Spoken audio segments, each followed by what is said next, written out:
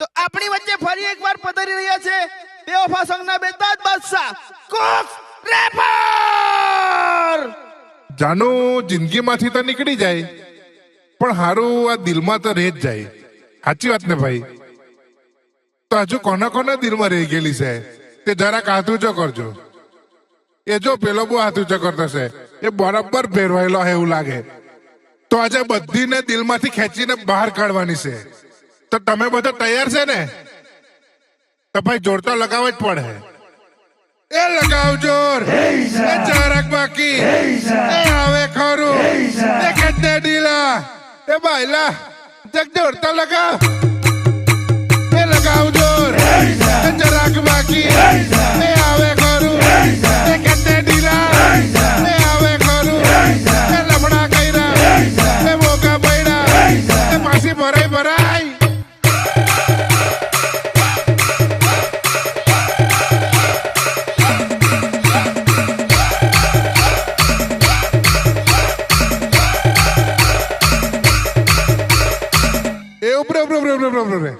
હજુ તમારે જોર થોડોક ઓછો પડે એવું લાગે. પેલા ભાઈ છે ને એનામાં હજુ થોડુંક બાકી રહી ગયેલું છે એવું લાગે. તો તમારે છે ને જરાક વધારે જોર લગાવવા પડે એવું છે. તો તમે તૈયાર છે ને? એ લગાવ જોર, એ જરાક બાકી, એ આવે ખરું, એ તાણ મારી, એ જાનો નાસિક. લગાવ જોર. એ હોટલમાં ગયેલા, એ બર્ગર ખાધું, એ સેન્ડવિચ ખાધું, એ પુલાવ ખાધો, એ કોફી પીધી, એ સેન્ડવિચ ખાધું, એ પિઝા ખાધા, એ પાછી ભરાઈ ભરાઈ.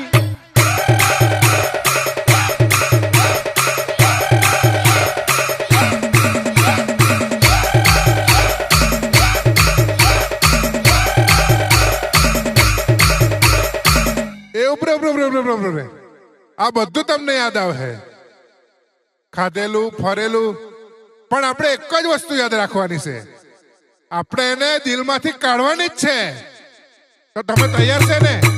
એ લગાવ જોર, એ જરાક બાકી, એ આવે ખરું, એ કેટલે ઢીલા, એ આવે ખરું, એ લમડા કર્યા, એ મોકા પૈડા, એ પાછી ભરાઈ ભરાઈ.